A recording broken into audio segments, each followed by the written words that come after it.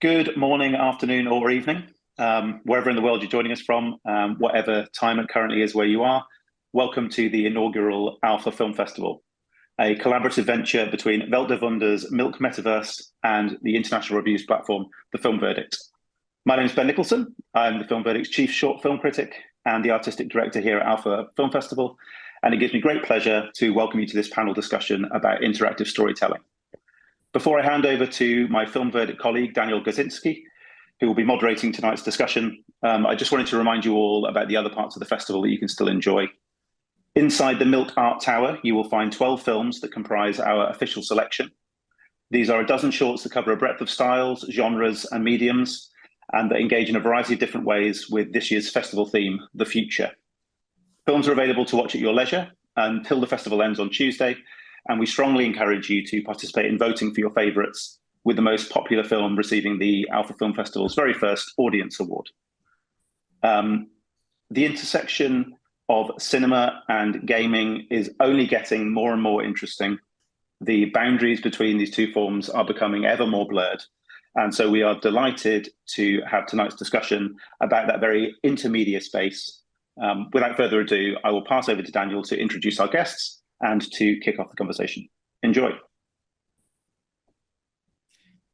Hello, and thank you so much for joining us again. My name is Daniel Gazinski, and I'm a writer and just fan of video games, period.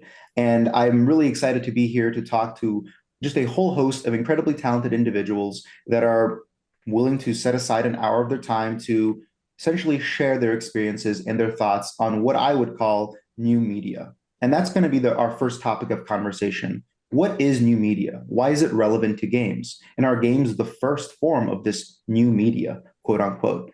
It's defined by interaction, and games are defined by interaction. And here's this intersectionality between interaction and film that we are witnessing at AFF and other film festivals around the world. So just to start us off, and I'm going to just open up the conversation here. What is new media to everyone here? What do they view as this new intersection? And why is it so interesting for everyone here to engage with it?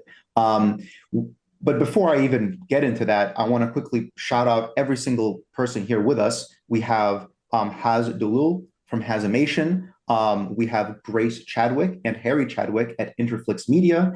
And we have Sam Barlow of Half Mermaid. Each one of these creatives are people that have made their imprint on the industry as a whole and are here to essentially share with us their influence and their wonderful work and just their pioneering thoughts on this new media. So anyway, without further ado, if you want to start us off here, Harry, what exactly is new media to you and why is it so captivating? I knew you were going to come to me, Daniel.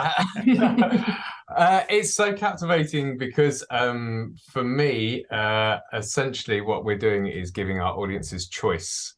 And I think that's really exciting. I think coming at it from a film perspective and what you were saying about the two intertwining, it's about giving audiences control over where the story goes. When we're talking about it relatively interactive film, Grace and I usually say that it's a natural evolution of the choose your own adventure books, and that's how we started off writing scripts. You know, it really, turn to page 7, you read a section, you have choices, turn to page 38, and then essentially you take that concept and go and film it. And I think that's what's really exciting. It's giving the audience that ability to choose where the story goes and go down different avenues, and everyone on this panel has created and developed and produced work that kind of reflects that, and it's really exciting to be part of it. So thank you very much for having us. Of course. What about you, Haz? Do you agree with everything Harry says? Do you think that he's completely 100% wrong in his understanding of it? What is your take here? Harry's my new BFF now, so I can't say that. No, I mean, 100% agree with Harry. In fact, we had a good conversation at EFM when we both met for the first time, and we had that exact conversation. For me, like, new media is not really so much about the audience, because obviously Harry's covered that. For me, new media is about being disruptive especially in the industry, which is the filmmaking industry that I come from, where it's still it's very traditional, very legacy based. And like, you know, we made it an entire animated feature film entirely out of a game engine. So essentially we made a big cinematic out of but 93 minutes out of Unreal Engine. And we felt that that form of new media is disrupted the way we're making movies. So I come from more of a production, like in terms of how we're making films. I find that this new media where we're taking a video game engine for interactivity and change the way we produce movies, which means like we wouldn't spend like months going backwards and forwards on the typical animated shots. We can just do stuff in real time. As a director, I can shoot all of my shots using virtual production, using an iPad, and shoot it all in my living room as a cinematographer and get all of those shots in there. I can get feedback from an executive all in real time. We're doing dailies in Unreal Engine, making changes. That to me is what new media is in terms of democratizing the way films are being made. 100%. Grace, I know that you likely agree with Harry here, but I would love to hear your take on it anyway. Do you want to add on anything here? Yeah, no, I think exactly what Haz and Harry have both just said, especially sort of bouncing off what Haz has just said. I think the reason why a lot of us do what we do is about the disruption. And just, you know, especially, I know some of us come from more of a gaming background, but Harry and I very much from the film space. It has been so rooted in tradition for so long. And, you know, when we speak to people, naturally, the barrier to entry is education around what we're doing. And we also, you know, we speak to people where they just don't get it because it just isn't in their zeitgeist. But we speak to people that absolutely love it and want to know everything about it, even though they are from the traditional filming background. So yeah, it's a really exciting space, and it takes a lot of guts as creatives to sort of try and disrupt an area that has been the same for so many years. So it's great to speak to guys like Sam and Haz on today's panel as well to build this new medium. Definitely. And last but not least, I would love to hear your thoughts on it as well, Sam. You know, back in my undergrad, my first ever game design course, we played Her Story. So it only makes sense that you're here to tell us, you know, or tell me anyway, your take on interactive media and just new media in general and how your kind of pioneered style here engages with that. I guess if I'm the last, I can be slightly contrarian. So I think like new media is a dangerous term because things are only new very briefly, right? And I think like even if you look at film, to look at film, like it's constantly reinventing itself constantly. There is technical change. Even like if I speak to a DP, like from film to film, they're reinventing what rig they use, right? They're changing what camera they might use, and the technology is kind of constantly moving. So I think things, you know, throughout the history of storytelling, there has always been kind of interesting kind of technological change. Clearly, from time to time, there are kind of more revolutionary leaps. And I think like when I try and justify what I'm doing, I look at like the 20th century, which to me was, if you step back, like a century that was kind of defined by broadcast media. Right, you know, at various points we had these huge revolutions where you had like the printing press, where suddenly, you know, the printed word went from being this very boutique special thing to being something that could be distributed widely, right? And then you could suddenly have kind of mass storytelling of authors sending out their work. But in the 20th century, you know, you had radio, but then you had television and you had movies, and suddenly you had this ability to tell a story, have an individual, you know, author a story and create it and then tell that story to an unprecedented audience size. There's a wonderful anecdote that just like blows my mind. Even I tell people it all the time, it still blows my mind. But Orson Welles did a TV performance of, I'm probably wrong with the play because I never go back and check, but I'm going to say The Tempest. So Orson Welles did a live TV version of The Tempest. And when that show was broadcast on American television, more people watched that telecast of The Tempest than had ever seen it performed live in the entire history of the universe prior to that, right? So you see there's this just complete difference in scale that comes with this broadcast technology.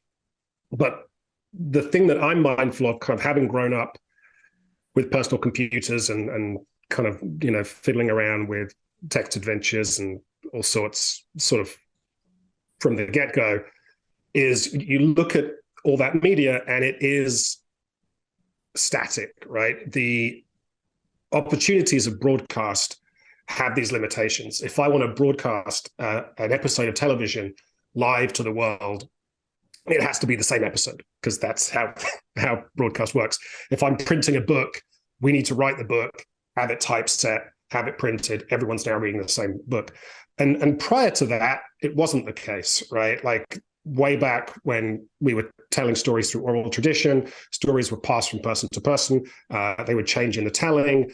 Even if you weren't necessarily changing the story, like a live theatrical performance, there is a feedback loop with the audience where things have a life to them. So you kind of went from storytelling being quite organic and kind of intimate to the person who's having the story told to them, and you lost that a little bit with broadcast, to the point where when you're editing a movie, in some cases, if you want a large audience, you're kind of editing it to the lowest common denominator, right? And to produce that final cut of the movie that is the one that will go out.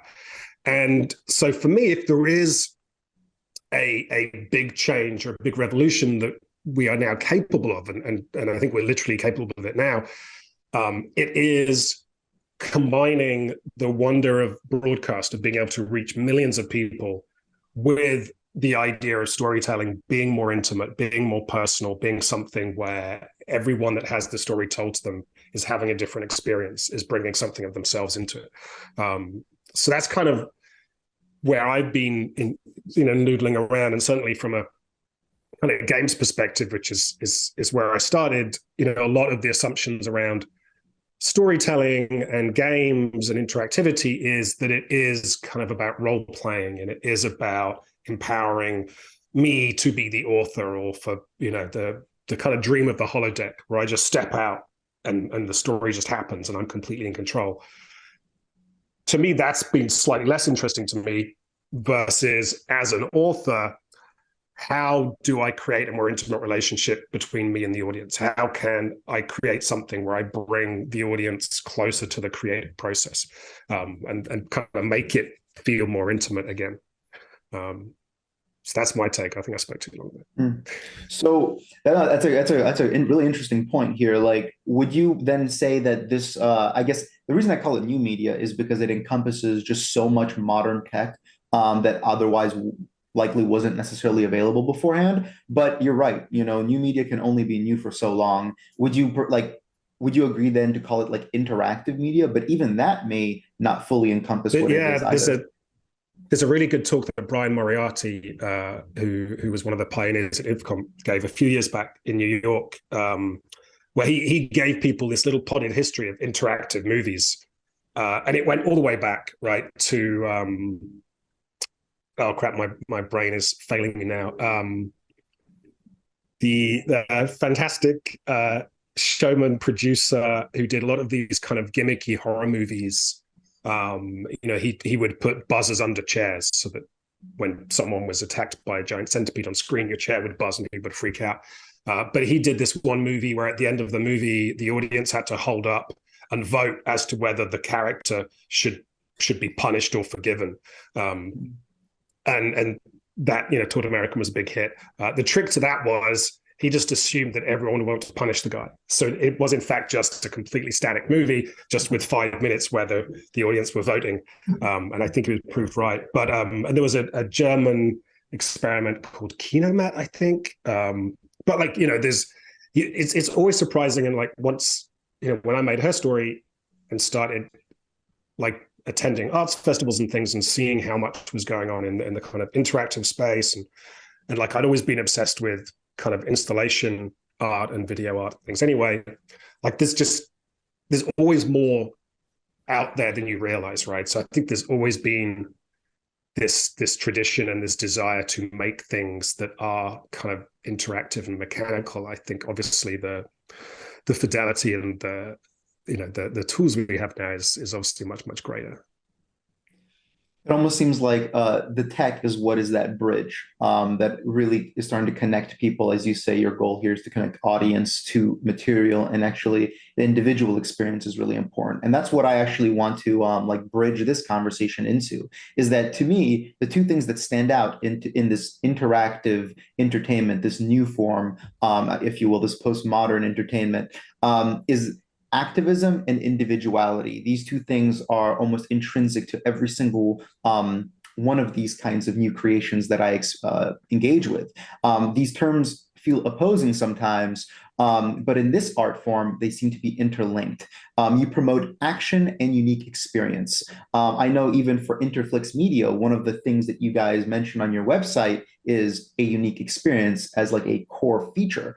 So can you guys speak more to the possibilities present when offering a wholly unique moment-to-moment experience for every player or viewer? What does it mean to be able to craft your own story? What are the positives and negatives that come out of that? What are the new kind of systems of engagement you have to really engage with or create? Harry, you can start us off again. Yeah, I think I completely agree with what Sam was saying about making it individual to the audience and bringing the audience closer, because I feel with interactive media or new media, as you're saying, you're part and parcel of that creation, and so it becomes more about the path that you took or the journey that you went on, rather than the form itself. When you go to a cinema, everyone has a different and unique experience because they empathize with characters differently, but essentially the format is the same and it's received in the same way. Whereas with this, interactive media or new media or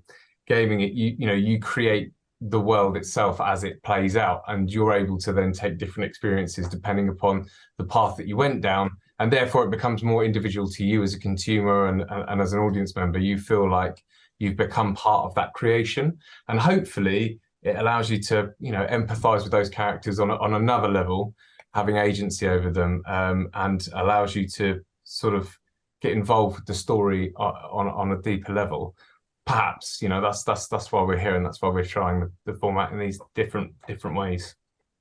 What about you, Haz? Do you agree there? I know that Sam felt like I need to be the contrarian here, but it feels like what he said is 100% accurate. I think we all agree, and it was a really interesting kind of a point that he brought up. So, do you agree, disagree? Do you think that? No, I mean, just going off what Sam said, for me, my first interactive movie experience was a game called Night Trap on Mega CD, and if you guys remember that, kind of shows that age a bit.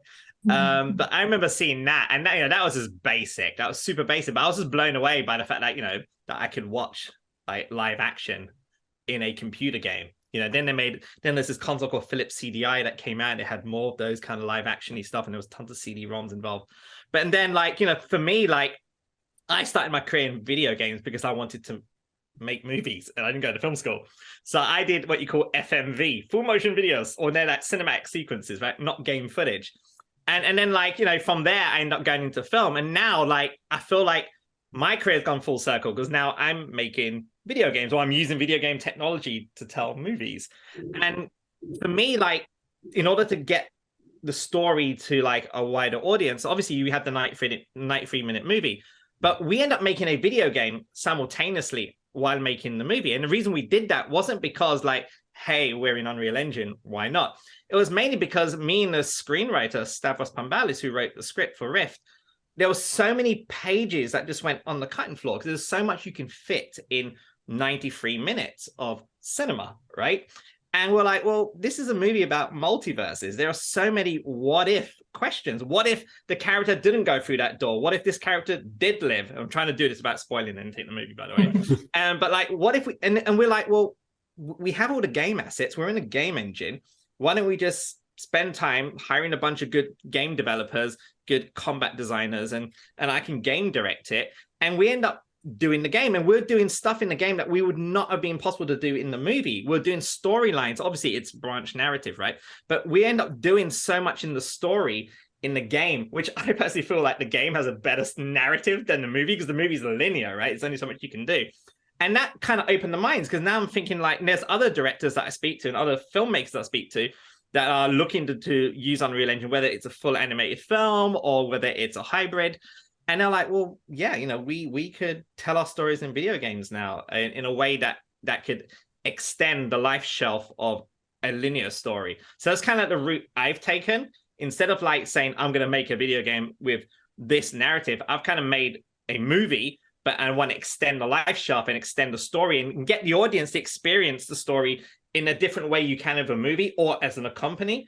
That's allowed me to really expand they call it vertical slices, right? But really expand the longevity of my storyline, and it just allowed me to keep playing in that same sandbox. Like, because when you make a movie, it's ended. Unless you get a franchise deal or a sequel, it's ended, right? Whereas in this, I'm like, I can just keep exploring. I have all my game assets, I have my game characters, I have my world. I need to focus on story and narrative, and how do I put that in the hands of the audience, which is completely different. Because obviously, in a movie, like you said, Sam, like it's linear, right? It's passive. You're just watching it. Whereas in a game, there's so much more variables involved when you're making a game compared to a movie. It seems like I'm sorry, Sam. Please. I was going to say, you make a good point in, the limitations of a movie, right? You only have 90 minutes, or if you're a big Marvel movie, you have a few more minutes. But and like that limit defines so much, right? If you go and see a screenwriting guru and they break you down into a 3-act structure or whatever and explain, Save the Cat says on page 10, this has to happen. Yeah. These are all properties of the physical limitations of movies, in that there was a length to a reel and you only had so many reels, and the human bladder can only, withstand so much torture, and movie theaters need to have films on a rotation, right? So that's why movies are 90 minutes long. And similarly, there's a reason why television shows are like either 30 minutes for comedy or 60 minutes without breaks or whatever, right? These structures exist. And even kind of beyond that, like the number one question I get asked is like, well, how do your things work in stories if the ordering can be changed, right? Because doesn't that break the plot? And I think the big thing for me is that plot really is a necessity in a movie, because like as Peter Greenaway says, like the act of watching a movie is not what human beings are designed for. You sit in a dark room, you stare straight forwards for 90 minutes, you can't move. You have to keep your head focused on this thing. Like you have to try and deny that you have this physical body. And obviously if your back starts to hurt, or if your bladder does start to pester you, it's going to distract you from the movie. So a movie needs to constantly keep you engaged so that you're focused on the world of the movie and not everything else that's going on, right? So you have plot, which is what happens next, what happens next, what happens next, constantly pointing the camera, keeping your eye on what happens next, so that you don't kind of come out of the world of the movie. Now, as soon as you go into the interactive space, there's like cheap stuff, right? Like just the fact that I'm interacting with a controller or a keyboard is telling my body, well, I'm doing things. My brain is processing stuff. It's telling my hands to do things. I'm physically interacting. This is real, right? Like my body is being engaged. I'm not having to deny the existence of my body. So there's already like a basic kind of physical interactivity. But as soon as you step outside the bounds of that 90 minutes, and you see this a little bit with the new media-ness of like a Netflix, right? Where they're like, oh, an episode of Stranger Things can be 2 hours long. It doesn't have to be an hour long because we don't have ad breaks and people can pause it. And, it's not being broadcast live. So no one's going to miss this. If they need to go to the bathroom, they can just hit pause. So you're already seeing them kind of play with the edges of this idea of what is the container. But ultimately, that when you then become free from plot, in my games, people have the ability to explore. They have the ability to express themselves in how they explore. That engages you. So that means you can do away with the strictness of the plot, and the player starts to kind of create their own definition. So then, like you're saying, with this idea that in creating a story, you have more than 90 minutes worth of stuff, right? that's what I sometimes think of my games as being more novelistic than like movies, because you can just have this stuff, right? It's like, oh, there's this interesting thing about this character, or there's this scene that, oh shit, if we had to fit this into 90 minutes and everything had to be like a plot, this wouldn't work. But the player who's in control, maybe they're chilling, they're like deeply immersed in this, they're interested in this particular character, they want to just chill in this stuff that's B or C plot and just kind of explore that and noodle around in this. And then if they're like, oh, actually, no, I need some action now, they have the power to then kind of swing things back to the A plot, right? And to kind of define things. So I think like that to me is like a big, exciting thing that I wish we saw more of, which is like and it's, I remember like famously like Roger Ebert, before he died, like had some thoughts on how games could never be art because of the nature of art and choice.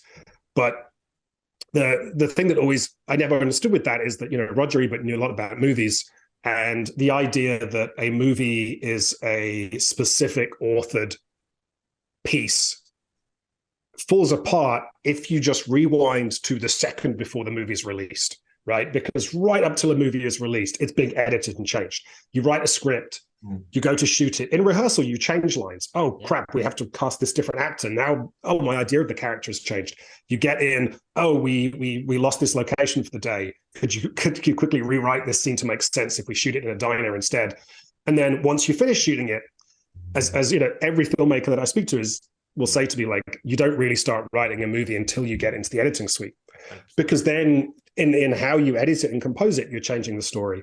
And then, you know, if it's a Marvel movie, you're going to go show that movie to a bunch of people, get their thoughts. Then you're going to go and reshoot and you're going to change it, right? And so these movies are constantly in flux. Even so, you think of like Stanley Kubrick as being the great auteur. He would release his movies and then continue to edit them and send out new copies of his movies. Like, you know, so the idea that we've kind of become conditioned to, that there is like a kind of, you know, there's an exact perfect cut of a movie. Maybe that's the director's cut they release after it's out. But, you know, but if you rewind, there's this fascinating flux where there are alternatives. There is more material than perhaps makes it to the screen. One of my favorite movies, Double Life Veronique by Kieslowski, he cut like 30 different versions of this movie. He just couldn't figure out like what the configuration should be, and he actually pushed to, I think it was Miramax and the Weinsteins. He was like, can we just put out 30 different versions of this movie and have a different version in each cinema? And they went so far with it until they got to the kind of financial practicalities of actually distributing different prints of this movie. But, you know, so that for me is that is a limitation that we've had with the previous containers, with the previous technology, that suddenly allows stories to breathe a little more and have a little bit more life to them. I think just to go off a quote, I think Jack Nicholson said when working with Stanley Kubrick that he gave up reading the script because Kubrick would change it daily on set for The Shining.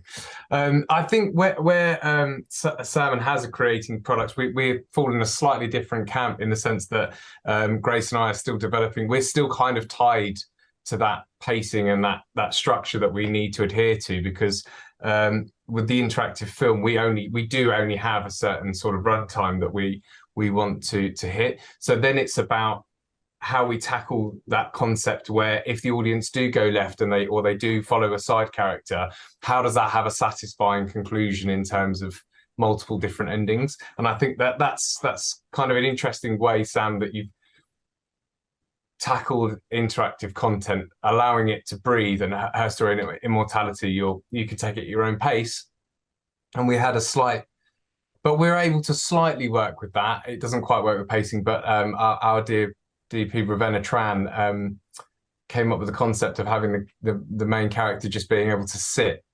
So as a homage to video games, you can just click sit, and Michael Xavier will just sit in a really nice picturesque view, and it just loops. And then whenever you want to come out of it, you can come out of it, or check his wallet and open it up. So we're allowed to play with it slightly in how we're tackling it, but not on the sort of grander scale of game design. But even previous though, like just going off what both you're saying, Sam and Harry, like in terms of like like I think Sam, you mentioned about like movies being made several times. You know, there's always that saying, you make the movie like, you know, when you write it, shoot it, edit, right, and way more. But also we have previs, right? Like, so I did a show for Disney in 2019 called Fast Lane, and it was a car chase sequence. I did the pilot, and it was a very new type of show. And these are like Disney executives, and they're so used to like, you know, doing things a certain way, a studio way. And I spent time in my hotel and I previs the entire friggin' episode just with like basic dummy characters. But I also had Alt 1, Alt 2, Alt 3, different alternate versions of the shot. So I'll be sitting with the showrunner and say, hey, look, this is how I want to pull the shots. What do you think? And the showrunner was like, well, yeah, but you know, the character wouldn't do that. The character would be sitting down. I'm like, okay, cool. Now quickly just move the character sitting down. And even though that's not a video game, it felt like a video game to the showrunner, because the showrunner was like, wait, so hang on. Can you change the lens? I'm like, yeah, just change the lens. Actually, you know what? I'll give you a wide shot and 2 close-ups. And he's like, all of a sudden, he's like, this is freaking amazing. And in my mind, I'm like, dude, it's previs. We've been doing this for a long time. So that level of immersiveness and interaction also goes right back to the way films are being produced as well. You know, having that level of interactivity. That's why, you know, things like real-time game engines come in super useful. And Sam, just so you know, and I'm sure you know this, but Marvel previs a lot of their movies entirely on the computer and screen test them as well. Yeah. That's a whole nother level of screen testing. So yeah, and that's even before a director comes on as well. So yeah. Yeah, I think the previs process is the nearest thing I've seen to making a video game. Yeah. Like when you look into like a Pixar or something where they actually take the process seriously, like, oh yeah, I get it. This is like, yeah, we're hitting gray box level. There's like vertical slice, and then we're going to do this, and then we're going to iterate this and everything. And then you go and cast your celebrity voice actors. They come in and want to change it or whatever. There was an interesting. I can't remember where I read this article, but there was a point that happened in Hollywood where the reliance on CGI shifted, and prior to that point, the financial model of the studios was such that like you could reliably expect to not lose too much money on a movie because no matter how badly a movie was going, you could parachute in a new director, you could get the thing finished, get it in a can. It couldn't run beyond, you know, so far.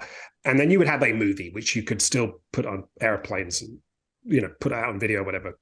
But as soon as CGI became, you know, every other shot, say, of a Marvel movie, all of the problems of video gaming became the problems of Hollywood, because suddenly everyone's, you know, underbidding for something that's using innovative technologies.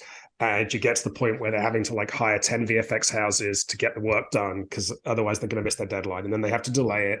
And just, and the fact as well that like the beauty of like a classic movie is it is made in the editing suite, because at that point you have all the footage you're ever going to have. And so then you're making hard choices and clever choices. But now, no, like now, oh, we can just move this character. We'll refilm some stuff against a green screen. We'll add, I spoke to an actor that like had a digital tear added for one of their big performances, and it like freaked them out because they were like, I think there was a famous actor, I'm forgetting who it was, who actually had it written into his contract because he was in a movie where they did add like a digital tear or something. Wow. And he was so upset because he was like, that wasn't my performance, that he had in all his future contracts written in that they weren't allowed to do that.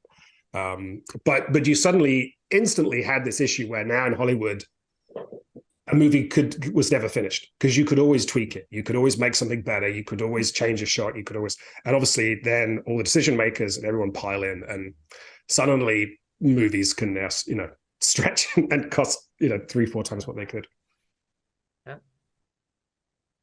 Grace, do you have anything, any thoughts on this? I would love to hear your opinions on like just I was the literally general just change thinking just from a production point of view, where Sam was just saying that it, you know, can cost enough, you know, keep going. It's so like that with what Harry and I do in terms of, you know, Harry was coming back and talking about how Haz approaches his, you know, animation, and he was saying sort of, I can't believe that you guys shoot that much and we don't have the ability to go back. So on our production, The Tide, I think we shot 722 scenes in 5 weeks, which was essentially 3 feature films. And so although all of this sounds so wonderful and it's such an exciting new space to be in, there are, not to be negative, but so many challenges that go along with what we're doing, because we are trying to push the boundaries so far, that I think as filmmakers, we are essentially being unbelievably brave with the budgets that we sort of can achieve with this new media. Sort of what Sam was saying there, and just, you know, we can just keep going and going and going. That thought just sort of popped into my head. It's something as a producer that Harry comes up with all of these elaborate branching narratives, and I go, crap, okay, we've only got some out to shoot. When we have Marvel budgets, I'm sure we can take it to the next level. Yeah. So I'm envious. The production side is, and being able to just go, oh, we've got that scene, we need to pop it in.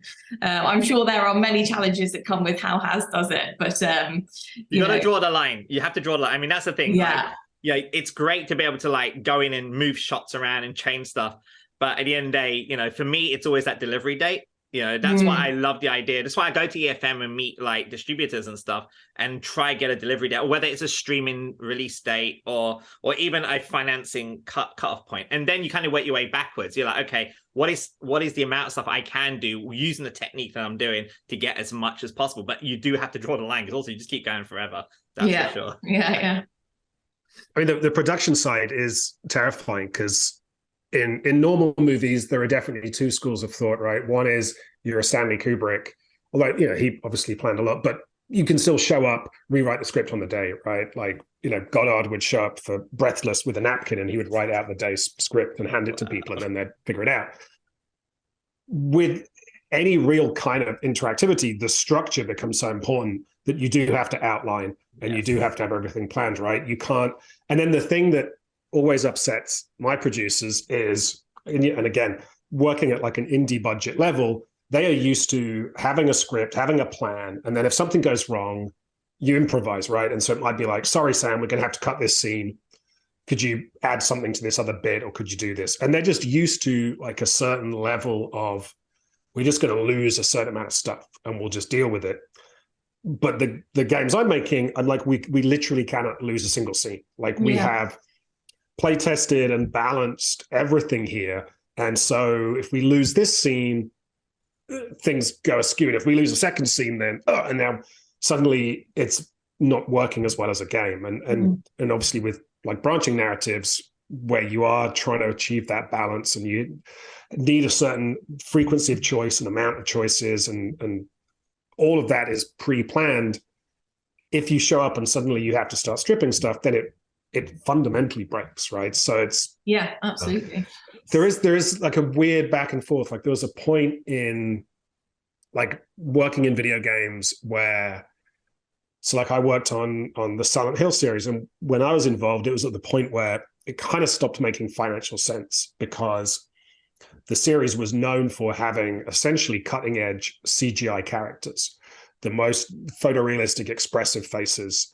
And on like a PlayStation 2, the cost of that made sense for this kind of psychological horror game. But as you kind of got to PS3 and PS4, the costs to render whatever was the cutting edge human face became the domain of like high-end big budget blockbuster games. And so there was a point then where, even when I made like Her Story, say, well, look, I'm just going to point a camera at an actor's face and I'm getting almost for free this incredible like face performance. And so you had this, it became more efficient in some ways. But then when you do start getting more ambitious with your filmmaking, you do then start to remember the days of being able to just drop in a different location or change a character's hairstyle or relight a scene or move things around. And so you're constantly kind of ping-ponging around the kind of efficiencies of things. But I mean, the number one thing I've heard from like the guys that run the Netflixes and stuff, when I've been in meetings with them, the number one metric that they're obsessed with is just how expensive their product is, right? If you make like you make a Game of Thrones, you make like a Last of Us, on HBO, they spend so much per episode, and generally 99% of people are watching it once. So they're aware that like their product is selling people Stranger Things or Last of Us or whatever the best show is, but they know that they're going to burn through a $20 million episode in 45 minutes. And that's terrifying to them. And then they hear about video games and they're like, wait a minute, you can make a $20 million video game and people might play it for 100 hours, right? And actually there's something inherently sticky about the content. Joining, that's when they kind of all swing and start looking at video games. So it's, unfortunately, the economics of it is always present. I'm still playing like The Witcher 3 and Fallout 4. I think once it gets made, it's there forever, and you can go back and always discover something new. And I think that's the exciting part of video game and video game design, is that it allows the audience that freedom to explore it in their own way. Sam, did I read or see somewhere that when you were directing Telling Lies, I think one of your comments to the actors was you can change the dialogue, but there's certain words that you need to keep, and you were just letting them know the words. Is that right? Oh, it was worse than that. So with that game, so if people haven't played Telling Lies, similar to Her Story, the core mechanic of the game is that you discover video clips by searching for the words that the people are going to speak in them. You're like, there's like a surveillance thing going on, bad government stuff. So before we get to the shoot, this is what you were saying earlier, we're working with like an indie film budget, so we're not going to have tons of reshoots. We can't build the game, shoot it, see if it works, and then go back and fix it all, right? So what we did on that project and all of our projects really is we have a prototype version of the game. When we write the script, we run all these kind of formulae and algorithms or whatever on the script to check and balance like the interconnectivity via the words that are used. So it might be that like, oh, this scene here is really hard to find, so we'll have to go in and rewrite it, and this word or someone's mentioning a character's name, but it's been used too much elsewhere, so we'll prune. You basically go in and you iterate on the script so that the connectivity via the words is really strong. And then we went and play tested it with basically a dummy version of the game where we just did like a read through of the whole script. So we're just filming actors' faces. So you didn't have all of the other kind of production values and stuff. But we had this dummy version and we tested that, had people play it for like 3 or 4 hours. And from that, made a few tweaks and balanced it. So then when we show up with the actors to shoot, they were not allowed to change a single word. Like, they had to be off book, word perfect. And as well, like Telling Lies was obscene because everything was shot through fictional webcams. And some of the scenes were 15 minutes long. So the actors had to be off book for 15 minutes without us being able to cut. Because you're looking at someone on a webcam, you can't just cut between takes because you see their face pop around. So that was like, and we were shooting like 20 pages a day. So it was unbelievable. Like Logan Marshall Green was a ridiculous just soldier getting in there and coming in every day like I have it. But what we did is we had our script team. So in a normal film, the script supervisor is there to look at like continuity and things, right? So they might be watching, they'll be like, oh, when we shot the different angle on this scene, like their hair was doing this and fix that, or, and they'll pay attention to those kinds of details. They're going through and marking through that you recorded every line and everything. So they're like the eyes and ears, the director's like second brain. On the Telling Lies shoot, we were like, none of that matters. You are, and we had this little program set up so that if an actor did change a word, they could type the word in and check if this was going to break everything, right? There were some words, and then if it did, we would reshoot like the whole scene. So you could get all the way to the end of like a 10-minute scene. Oh. The worst thing was, the game was designed so that like curse words were character specific. So like Carrie Bichet's character, who was the mother, had all the scatological swear words. I think Alex got to say the F word. But if an actor is in the moment. And obviously, if you're shooting 10 minutes and you're on camera constantly, and you're in this very immersive, different way of shooting, and they're really in their character and they're getting emotional, they're going to ad-lib swear words. And so that was like a constant problem. And then there was a couple of other words. It was like Detroit and baby. Baby was a killer. There was like all these through lines in the story about an actual baby, but people would also use it as a term of endearment. When we finished rapping, I gave everyone a T-shirt that said like "fuck Detroit, baby." Just to remind them of that. Yeah, so that was like this interesting thing of we'd get to the end of a shot and I'd be like, okay, I think that was really good.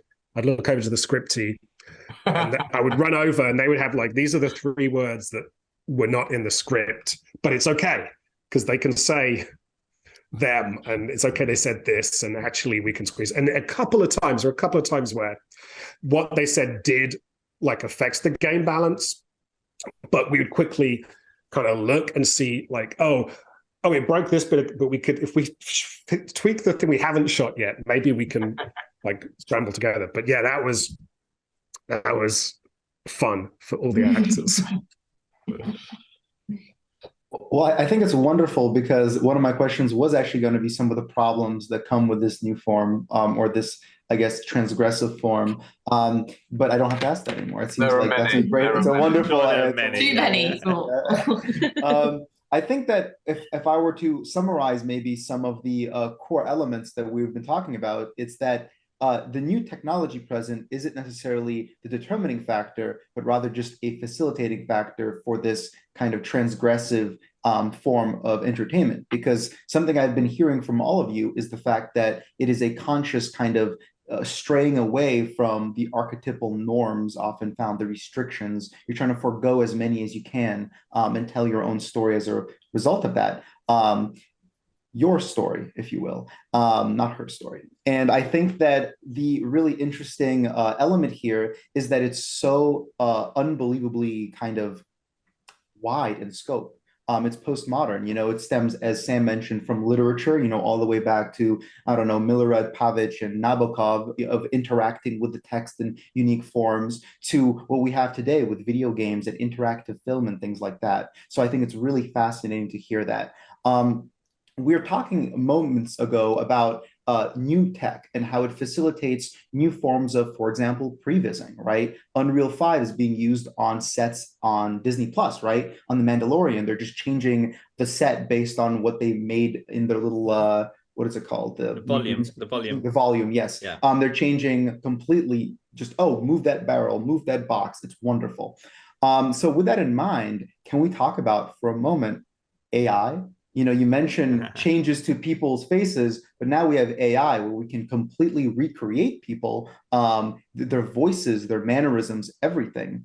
What are your thoughts on that? Me and Haz were actually discussing this in Berlin. We were saying there's the new one that's come out that maps an actor's performance and can change the jaw to redub in any language, and the lips will follow that dubbing, which I think is fantastic because then it becomes, widely usable. I think it's really exciting. I think like ChatGPT, and all these other AIs that are coming out. Bing is releasing a big one, and Google is coming out. I think it's going to be fantastic because at the end of the day, a rule that Grace and I adhere to is, the tech is, whatever comes out, it has to just facilitate what's most important, and that's the story. It's always about a good story told well, and it doesn't matter how you approach it, whether that be a novel, a comic book, a video game, or a film. Essentially, it boils down to, is it going to resonate with people, and do they discover something about themselves whilst experiencing it? So, bring on AI, I say, and let's see where the story goes. There is a lot of ethical thing, and I think we were speaking about it, Harry, about the ethical side of AI, and there's places like ArtStation that are really there's a friend of mine, Alvaro, who's this amazing Unreal Engine artist director, and he's really made it a mission to stamp out AI in creativity, and that's fine, that's him. But for me, it's interesting because it's like what you said, Harry, it doesn't really matter how this thing was made. At the end of the day, it's about a good friggin' story. It's the story that matters. Like when we did Rift, we showed the first 10 minutes in 2021 to some executives, like, you know, just film it Hollywood executives. And we had the Unreal Engine logo appear at the start because, you know, they were co-financiers on the film. And people just assume, oh, it's a video game. It's not true animation. Even though the thing was stylized the hell out, it was 2D toon. They just had it in their head it was going to be a video game because it's by the makers of Fortnite and so on. So, and then like 7-8 months later, we did another like test screening with just the dailies, and we removed the Unreal Engine logo. We didn't have any mention of the game engine. We just said, here's this animated film that we're working on. Here's a screen test. They totally made notes based on an animated film. And so that goes back to AI. Like, you know, at the moment, if you ask to say, hey, I made an Unreal Engine movie, like come out of Unreal Engine, all in final pixels, and there's AI in there, there's chat GDB used for like for dialogue, people just start thinking, oh, it's not a proper movie, or it's not a proper game, or whatever. Even though we use AI in games all the time, they just will just look at it differently. So I think it's just a tool, man. Like for anything, you know, we're using tons of tools to make video games, you know, from the way we do our assets to the way we're doing NPC AIs. We're using smart AI at the moment in one of our games, which is phenomenal, you know, to the way you're doing music, the way you handle sound. It's all tools, man. So I think AI is just going to be a tool. I think people at the moment are advertising it too much. Hey, I made this AI thing in Mid-Journey. I was like, oh, here we go, another Mid-Journey thing. But yeah. And I might sound ignorant by saying this, but I don't think that AI will ever get to the point of reinventing something so drastically as Sam did with the way, you know, you tackle a narrative retrospect as a whole. Yeah. You know, it maybe it might, I don't know, but we're just, you know, when you're I think it being branded as AI is like this huge misleading thing that I think sets a lot of people off, right? Because with the visual stuff, you're basically talking about this mass mulchy montage thing. And then like with the chat stuff, when I speak to people, so many people don't realize this thing is making up the word one word at a time as it goes through based on statistical properties of having read every single thing that was ever written by humans, right? But it has no awareness or brain, right? It's not really intelligence. It sounds intelligent because it is trained on how we have written things for 100 years. The bit that always gets me is like, yeah, coming from video games, and you know, when I said, you know, with Silent Hill, it got to the point where it was just so expensive to make this CGI stuff that it became a problem. There are always going to be useful tools, and I think like I have lots of friends that have been doing kind of procedural, systemic narrative things for like the last 20, 30 years, and the ones who are like the experts will always say, none of this is any good for actually writing the narrative. This is really good for like fixing the little problems, right? And have, you know, all the edge cases, the weird little edge cases, and just wrapping up certain things.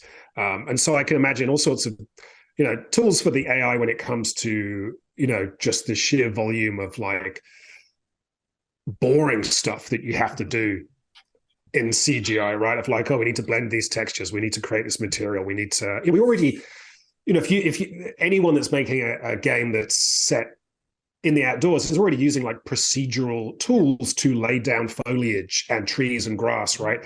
You could rebrand that as like grass GPT or whatever, I don't know, and be like, we're using AI grass, but that's how it works. I mean, but the thing that really gets to me, especially when you start to talk about the stuff that the newspapers love to write about, which I think is the most misleading, which is, you know, this idea that the fun creative bit will come from the machines. It's just humans are cheaper. Like,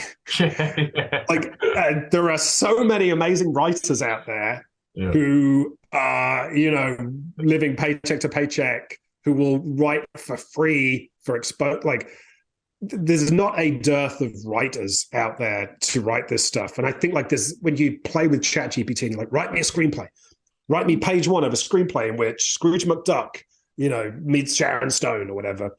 And it's kind of fun, like a game of consequences, because it looks like a real screenplay and it's got stuff that seems to answer what you're doing. But I've yet to see anything that is genuinely better than if you just sat a writer down and said, you got 2 minutes, go. And they just like dumped their brain onto the paper. There's going to be something a little bit more real or interesting or specific in there. So, you know, I think all of the problems we have with this medium, so many of them are like business problems of like, who's going to pay for this?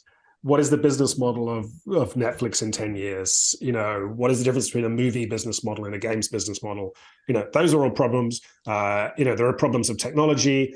But, you know, I think the creative, the side of things, of having the ideas, of creating the things, of performing, like there are always going to be more actors than you need. There are always going to be more writers. And I think there's something, you know, for me, when I go to a piece of art, I really want that human connection. I want to feel like I've learned something about somebody, and you know, not explicitly, but they just have this sense of having interacted, and that's like fundamental to our humanity. Is we have all this brain tech that is about looking at people's faces and talking to people and listening to them and reading body language.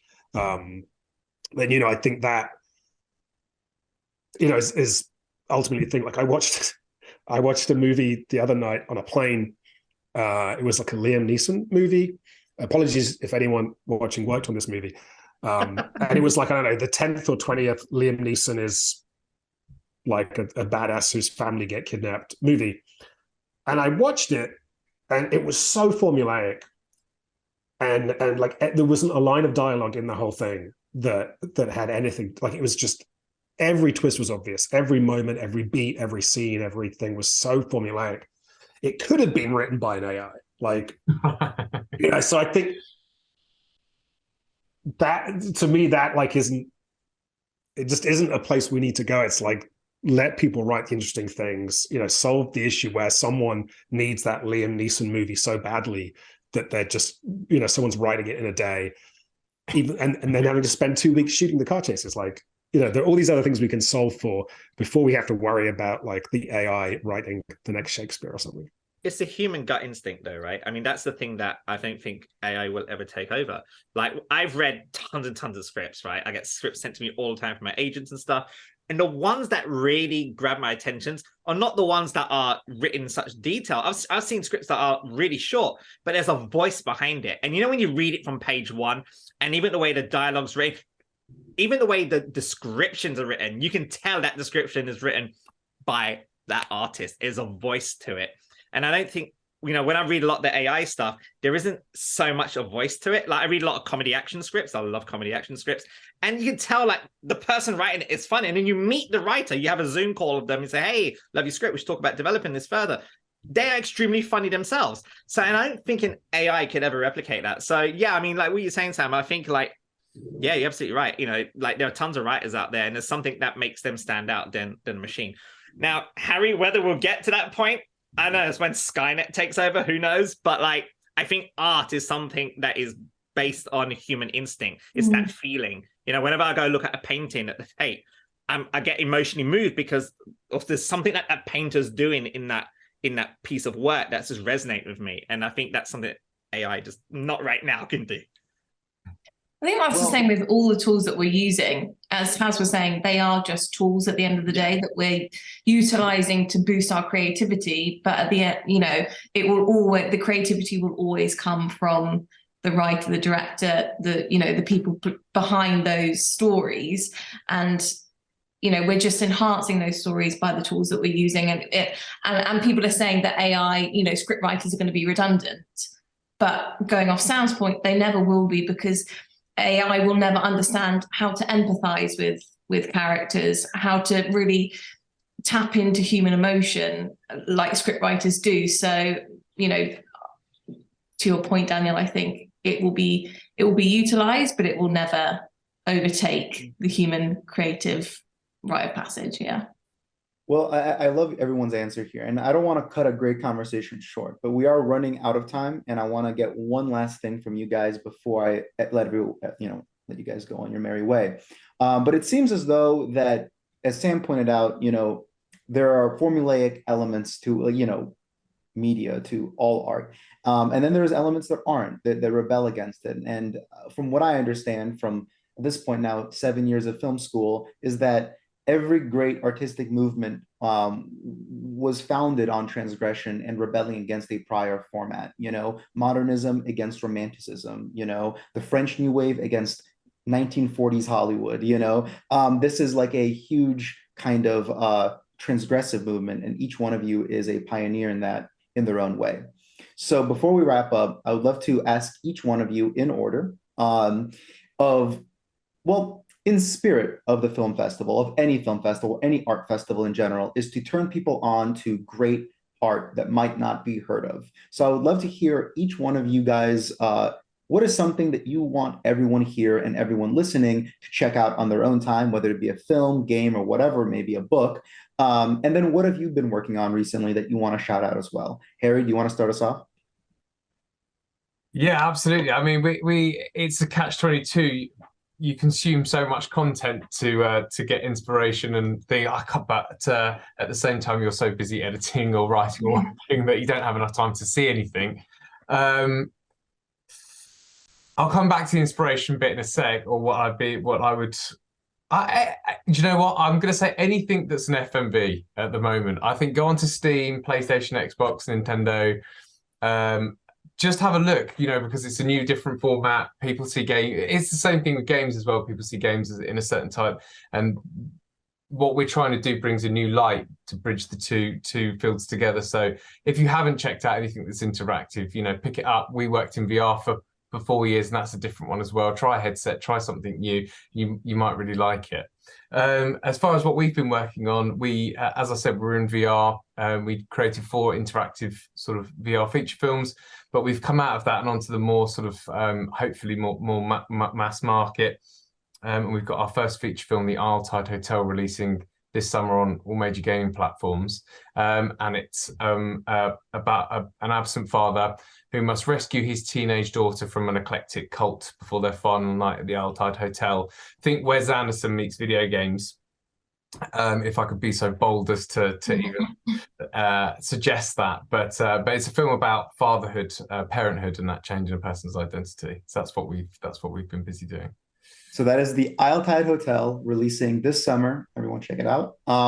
What about, so I'm going to go to Grace here because I know you work with Chadwick, so I'm sure you'll call out this, Harry, calling out, the same kind of thing. But I'd love to hear, what have you been engaging with that you want other people to? God, yeah, like Harry said, that's a really hard question, Daniel, to put us on the spot with. I'm going to go flatter the people on our Zoom call, because they really are pioneers of this new genre and what we're doing. And obviously it goes without saying that Harry and I wouldn't do what we're doing without people like Sam sort of paving the way and opening those doors. So Sam's body of work is phenomenal. He just released Immortality. I'm sure he'll talk about that later. And Haz is, I've listened to Haz talk before, and he's doing phenomenal work with doing something completely different using Game Engine. So both of these guys, their work is definitely something to check out. 100%. What about you, Haz? I'm not sure we can beat what Grace just said. I mean, she just stopped me there. Okay, just flattering you all. I mean, obviously, check out the work that these lovely people on this call are doing. Obviously, that's the first I'll tell everyone to check out.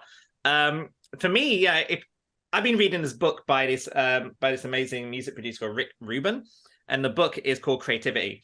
And it's an interesting book because it's a book that deals with the sort of spirituality. I'm not a spiritual person. It's about spirituality of creativity, the things to look at. Like you'll say, just spend time looking out the window, or just spend time looking at people, listening to people, the way they talk, the way they interact, because it has an influence to your work. In fact, anything that we do, this conversation, for example, or I have dinner later on, it has a somehow subconscious influence. So I would say read that book.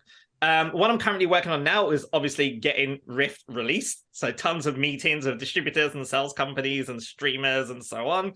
But we're also developing, we're going to be at GDC, Game Developers Conference, next month. We're showing the Rift game as part of the Microsoft ID Xbox program that we're part of. And also I'm directing the game cinematics for this movie called Dune, which is a big, massive open world game. And I'm the cinematics director for that. So, that's keeping me busy. Yeah. Didn't they just have a cinematic a couple of months back for that? Yeah, that was my trailer. Yeah, that was my wonderful job. It was awesome. It was awesome. I remember watching it live. It was the thing that I wasn't allowed to talk about for the entire of last year. And then when the trailer came out, the Games Award, I'm like, yes, finally. So yeah. Wonderful. Well, great job on that as well. I'm excited to see what happens there. Last but not least, Sam, coming hot off the heels of Immortality with what, 3 Game of the Year nominate, or no, Best Performance, Best Narrative, and Best Game Direction nominations at the Game Awards. So congratulations there. Recommendations. I learned a lot. I learned you shouldn't release a video game in the same year as Elden Ring and God of War. If anyone out there is developing a video game, check first: is Elden Ring coming out the same year? Yeah, we've been having like that's been crazy in that it started with like Herstory in 2015, but prior to that, like if you're making an independent video game, the reach of it and you wouldn't be in the Game Awards, you would be in some indie Game Awards thing or something, right? It was very kind of segregated between the different budget tiers, but the ability now to put out Immortality and get nominated alongside Elden Ring and God of War and being with a fighting chance is kind of cool. So I just released, my company put out end of August last year, a game called Immortality, which is a game about an actress who starts out at the end of the 60s, only ever shoots 3 movies, and none of these movies is ever released, and the actress has disappeared. So ostensibly the idea of the game is to go in 2023 now, and you've discovered this cache of lost footage from these movies. And in watching the footage, learn about what happened to this actress, Marissa Marcel. We have this cool mechanic where you can at any point pause the footage and click on any object on screen, whether that's an actor's face or a prop or a piece of imagery, and it will then perform a match cut dynamically to another scene. And so you kind of discover new footage by creating these little kind of montages, all of your own devising. So it's kind of exploratory and expressive, and also like exploring the idea of randomness, which is a huge part of video games, right? If you play a Diablo or something, like the randomness of a loot drop is clearly a big draw, or even like a fruit machine game. And Immortality was us trying to find an interesting way of giving the player expressivity and intentionality. They can choose what they want to click on, but then the game will surprise you. And in doing that, preserve like the magic of a cinematic cut, because you don't quite know where you're going to go to. And there's and then there's some secrets to dig into and discover in that game. So you can go play that on, it's on Xbox, it's on Game Pass, it's on Steam for PC, soon Mac, and you can play it on phones via Netflix Games. In terms of recommendations, this is a weird one. I did another podcast recently, and I was talking about this obsession of mine, and the person I was on the podcast with, it was all alien to them. So hopefully it'll be alien to everyone else. But there was, like, in the spirit of, it's fascinating how little of the history of video gaming and interactivity we have all retained. Like, so many weird, interesting experiments that happened that we aren't aware of, and we think that whatever we're doing is, so cool and brand new and cutting edge. But there was this trend during the 80s called bookware, where all the big publishers like Activision, EA, thought that the big hot thing was going to be bringing in authors from the real world to make interactive books. And so they put out things like, there's a game called Portal, not the more famous Portal, by Rod Swigert, which is this fascinating sci-fi told through a database. There's is it Robert Dish or Thomas Dish did this game called Amnesia, again, not the famous Amnesia, that's about a guy waking up naked in a hotel room in New York. And the pitch of the game was that you could go to any single street crossing in New York, and it's all simulated in this text game. That ends up being slightly tedious in the game, but it's like a fascinating experiment. Robert Pinsky, who became the poet laureate, wrote this game called Mind Wheel, which is actually one of the better pieces of bookware. But there's so much of this stuff. There's a website actually called the Digital Antiquarian, is the best place to go if you want to deep dive into the history of video gaming, of narrative gaming. This guy does these incredible deep dives into these things. He covered Night Trap, which is another fascinating offshoot, right? You dig into Night Trap and it involves Hasbro, and then it goes back to oh man, my brain's not working today. I haven't had enough coffee yet. The guy who invented video gaming. God damn it.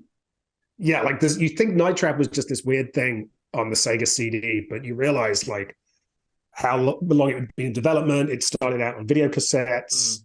All these great minds involved. Huge companies like Hasbro being like, "Oh, this is going to be the future. We need to get in on this." And then you have the U.S. Congress getting involved with Night Trap, right? And games ratings. Like, there's so much interesting history there.